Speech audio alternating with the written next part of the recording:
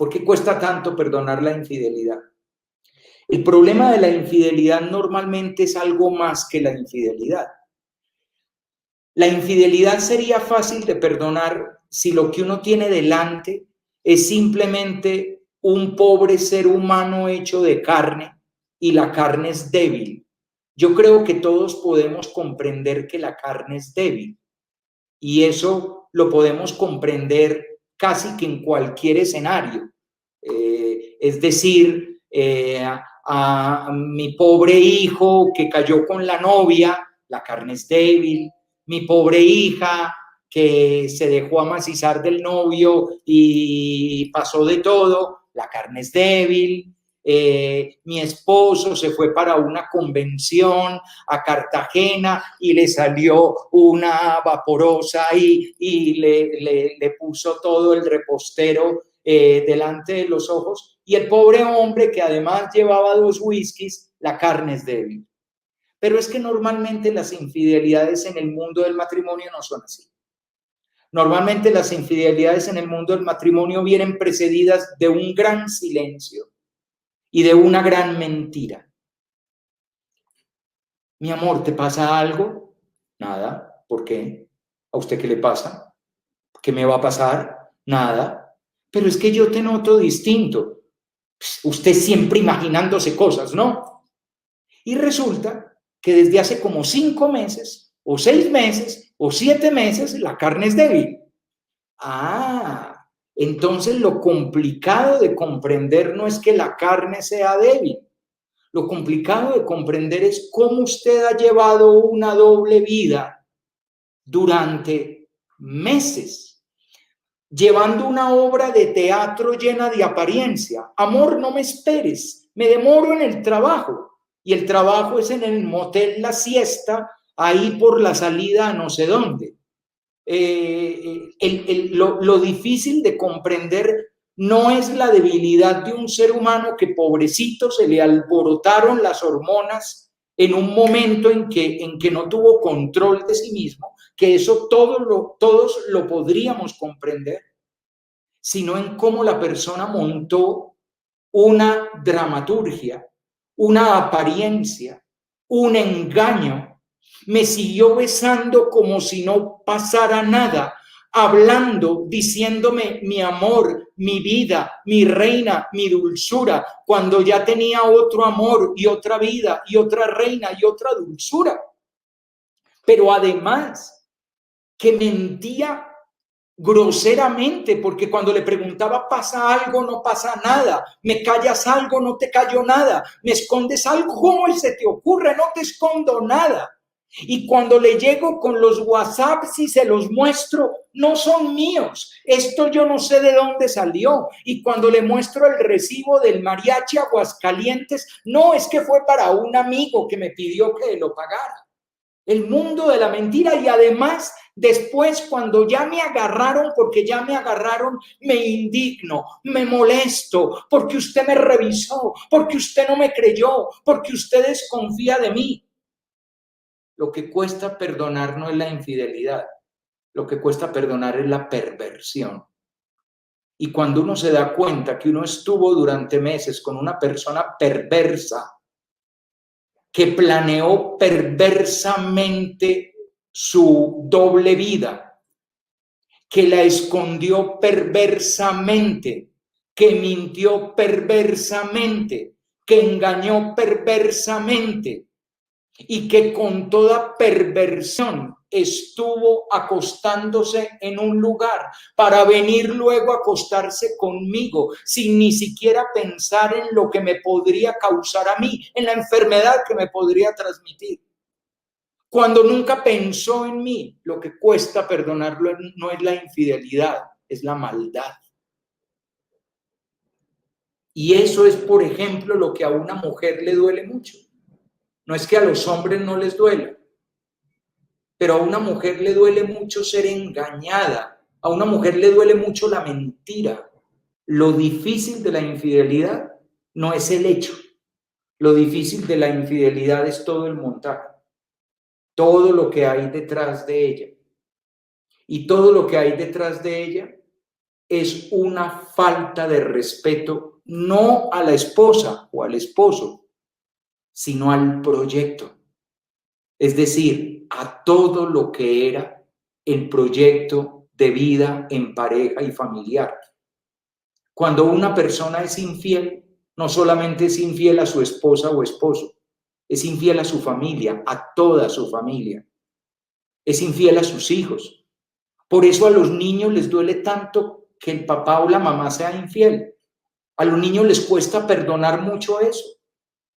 Porque creían que el papá o la mamá era de ellos, mío, y no de otra. Pero sobre todo enterarse de que eso fue durante tanto tiempo y que durante todo ese tiempo todo eso se escondió, se cayó. Eso es lo que cuesta perdonar. Entonces, claro, viene la otra pregunta, ¿y hay que perdonar? Y esa pregunta se la tiene que hacer cada persona, depende del tamaño de su amor, pero sobre todo, depende del tamaño del amor del pecador.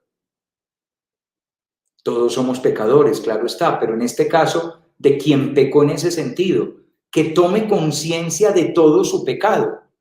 Les adelanto, el hombre promedio, se exceptúan los tres que están presentes en esta entrevista, el hombre promedio tiende a minimizar sus errores y entonces siempre va a decir que las cosas son chiquitas, fue solo una vez, no era importante, ella no significa nada, tú eres la mujer de mi vida, ella simplemente fue una aventura.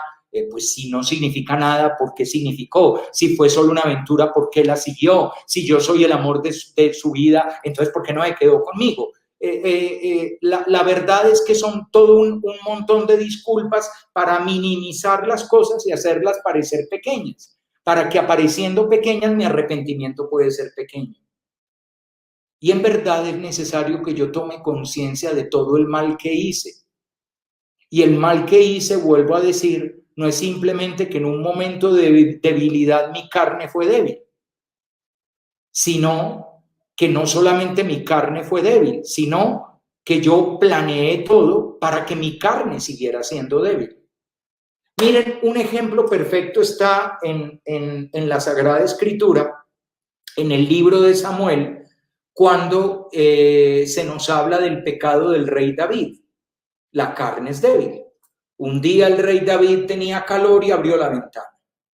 Y cuando abrió la ventana vio que en el jardín del frente una mujer muy hermosa se estaba bañando en la fuente.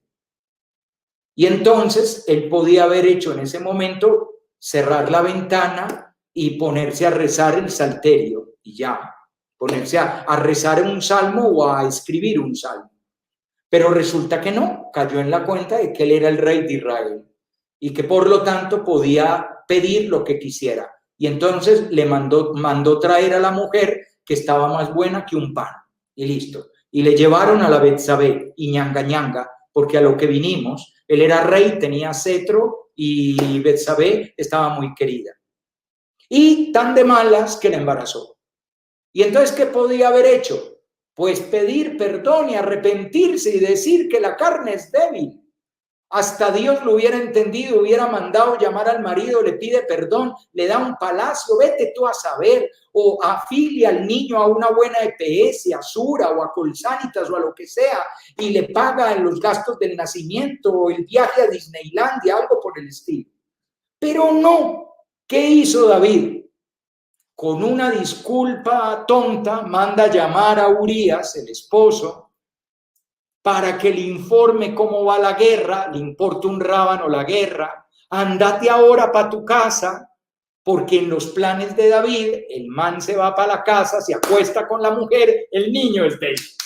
Perfecto. No le salió la cuenta porque Urías resultó un soldado fiel y ese soldado dice, yo no tengo derecho a ir a mi casa a disfrutar de mi mujer cuando mis compañeros y mis superiores están luchando en el campo de guerra.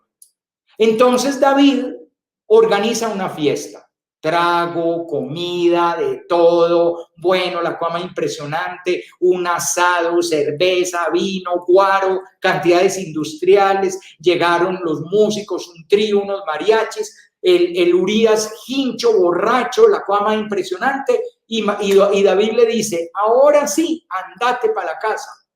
Perfecto, se va para la casa, se acuesta con Betsabé, el niño es de él. Se va para la casa, se duerme porque está borracho, el niño es de él y lo más seguro lo encargó en la borrachera y él no se acuerda. Pero tan de malas David, que Urias todavía tenía suficiente sensatez para decir, no me voy para la casa, mis compañeros y mis superiores están en el campo de guerra.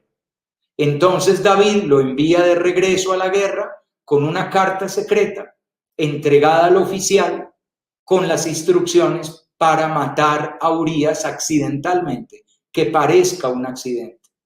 Y de esa manera él se puede quedar con Betsabé y el niño es de él.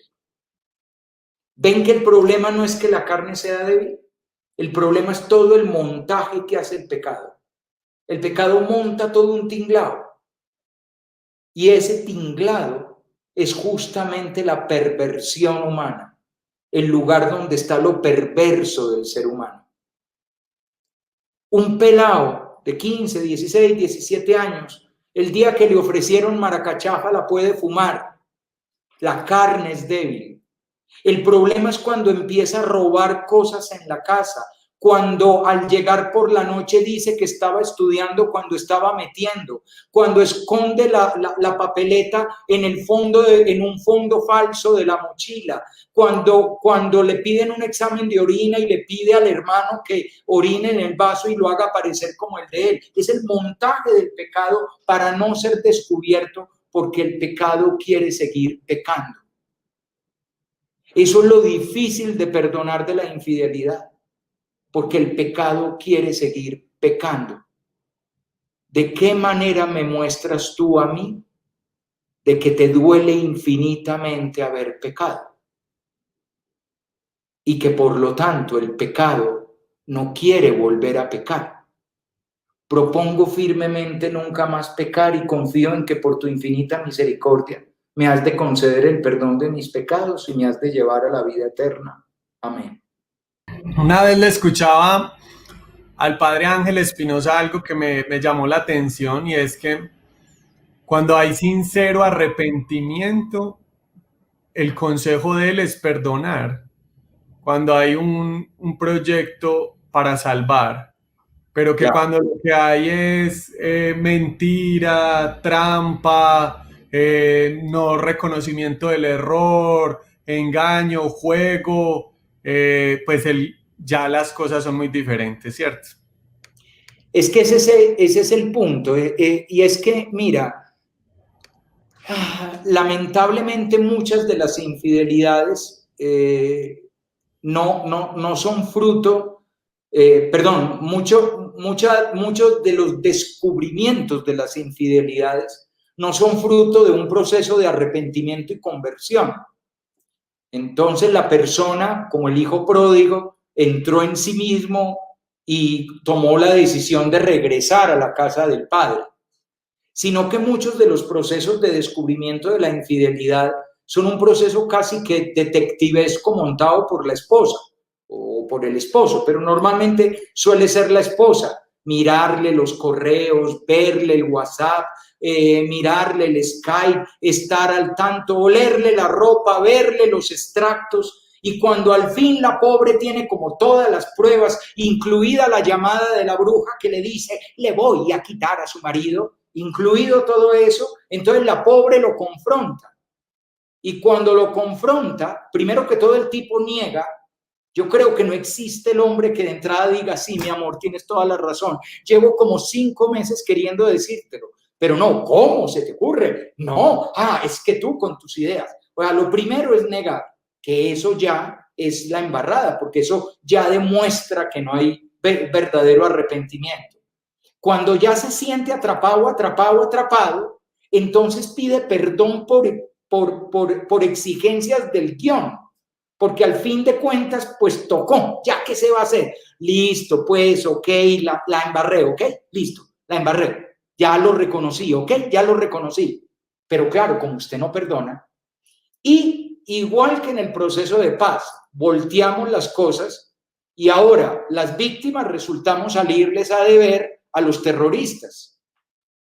Lo mismo pasa en la vida de pareja. 5 segundos después de que el man se arrepiente, ahora la que debe es la esposa, porque ella es la intransigente, porque ella es la que sigue con sus exigencias, porque ella es la que es dura, porque ella es la que no se da cuenta todo lo que él ha cambiado, ya le salió a deber. Ahí no hay arrepentimiento sincero. Cuando no hay arrepentimiento sincero, no se puede perdonar. No es que no se deba perdonar. Fíjense el verbo que utilicé. No dije el verbo deber. No es que no se deba perdonar. Es que no se puede. Del verbo poder. ¿Por qué? Porque la cerrazón de la otra persona no permite la entrada del perdón. Para que haya perdón, la otra persona tiene que estar abierta. Ese es el problema del fariseísmo. El fariseo no quiere ser perdonado. Como no quiere ser perdonado, el perdón no entra. En cambio, los publicanos y las prostitutas se dieron cuenta que eran publicanos y prostitutas, que no valen nada, que son porquería humana, y como se dieron cuenta que no valen nada y son porquería humana, se arrepienten. Y por eso Dios los puede perdonar. La clave del perdón es esa. Y no se cumple únicamente para el marido infiel, se cumple para todos nosotros. Cuando uno se cree algo, recuerden lo primero que decíamos. La clave de la vida comunitaria es el niño, que es poca cosa. Cuando uno se cree algo, entonces uno se cierra el perdón. Y al cerrarse al perdón, Dios no puede hacer lo más divino que puede hacer Dios, que es perdonar. Creer en Dios y no dejar a Dios hacer lo que hace Dios, que es perdonar, es no creer en Dios. Por eso creer en Dios no es tener un concepto de una divinidad, de una deidad creadora. Creer en Dios es dejarse amar por Dios. Y la manera como Dios ama es misericordia, es perdonar.